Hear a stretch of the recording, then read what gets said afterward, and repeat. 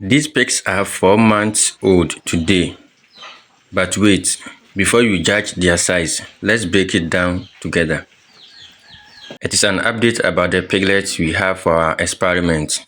So as of 26th May 2025, when this video was recorded, these growers were exactly 4 months old. Their weight is under 30 kilograms. Their size also not encouraging at all. And I understand if you are thinking they should be bigger by now, because that's exactly what I also thought. Let's rewind the clock. This was them at 4 weeks old, and this also at 6 weeks old. See the difference? Small steps, but slow growth. At the time, I was experimenting with cheaper feed options just to see what would happen.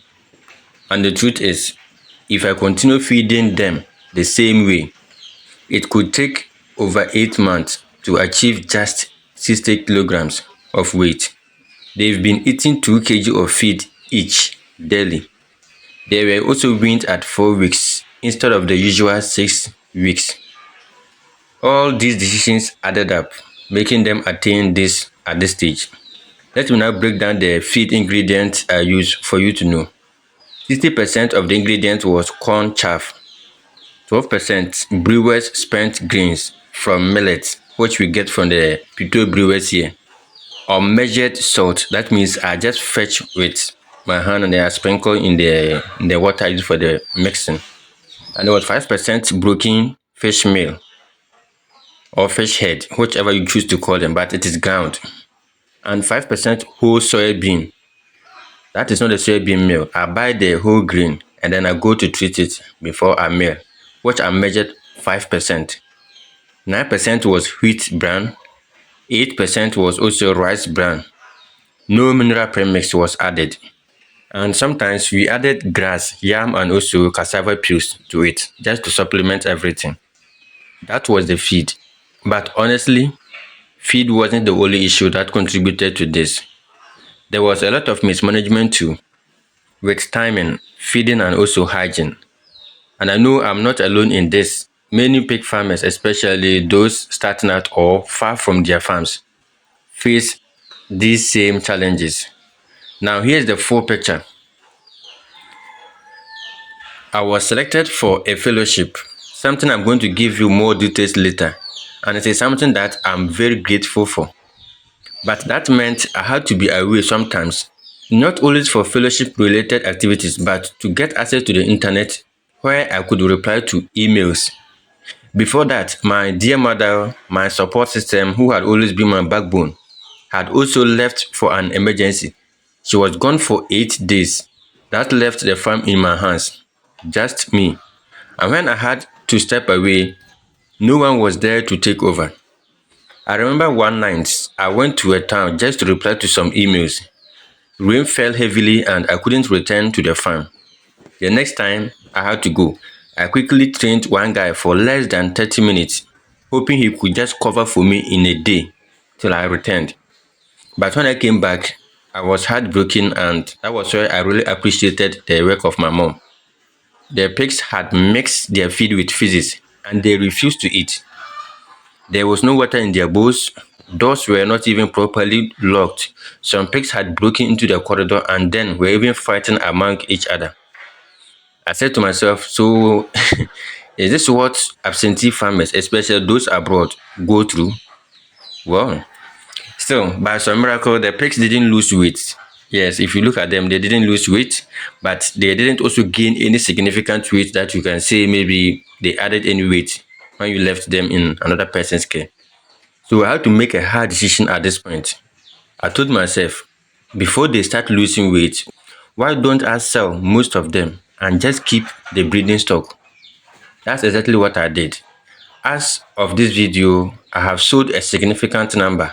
I now have 4 pregnant females, a young boar to take over breeding, and just 9 growers. Those I'm using for the experiment. This is the current size of my farm.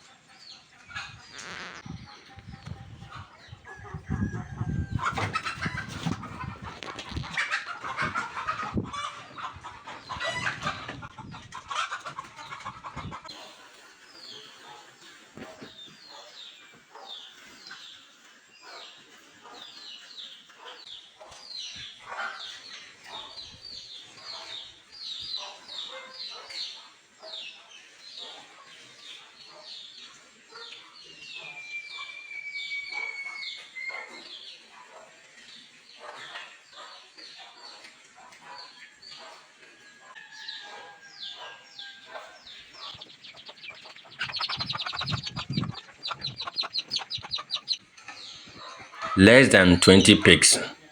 But I'm hopeful. By August 2025, God willing, we are expecting 30 to 40 new piglets from the 4 pregnancies we currently have. One of the big reasons I sold them was because I may have to be away from the farm again, maybe for up to 2 months. And keeping pigs that are ready for market for that long would mean losses again to me. And truthfully, I can't afford that anymore. If you remember from my health issue and also me saying my finances were down, everything took a hit. I've been broken physically to the extent that now I easily get tired from the little activities I do. Mentally, I'm very down, and also financially, I'm down. This I'm going to tell you on the channel. I don't know if you have come across my welcome video. I explained it to you in that. Sometimes reducing your load helps you recover faster. Less burden, less stress, and then more peace. That is what I've told to myself, and I did that. So this video isn't just a piglet update I'm giving you, but it's a life update, what happened to me in this short window. A story of mistakes, hard truths, and also hard choices and decisions I had to make in a very short time. And as usual, I will really thank you again for being part of this journey with me and always asking, Francis, when are you giving us the update about the piglet? Here you go. They are 4 months, but their size is not encouraging. So I am going to change the whole formula and start again. Now I realize the corners I wanted to cut will cost me more. So I'm going back to what has been working for me over the years. And then maybe in another time we can try a new formula and then see what happens. But till then, this formula didn't work for the pigs. Look at them, they are 4 months old. I will see you in the next video.